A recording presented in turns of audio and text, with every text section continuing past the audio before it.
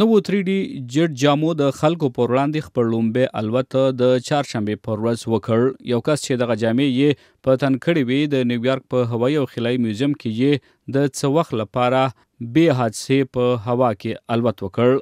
دا نوې جټ جامې برطانوي کمپنۍ ګریویټي انډسټریز جوړې کړې دي.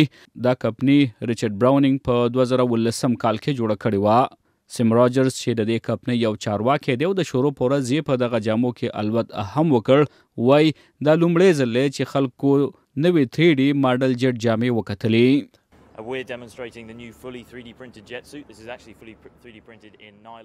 موږ د نوو بشپړ 3D پرنټډ جامو مظاهره وکړه. دا له نایلون او الومینیم جوړې دي. دا لومړی وار دی چې د دې نوو کپړو بشپړه مظاهره شوې. په دې کالیو کې 15 ټربو جټ انجنې دي چې پکې په هر یو لاس 2 وړې انجنې او پر شا یې یو غټه انجن دی. راجرز وایي چې دا انجنې په مختلفو تیلو چلیدی شي، خو د چارشنبې په ورځ یې په ډیزلو پرواز وکړ.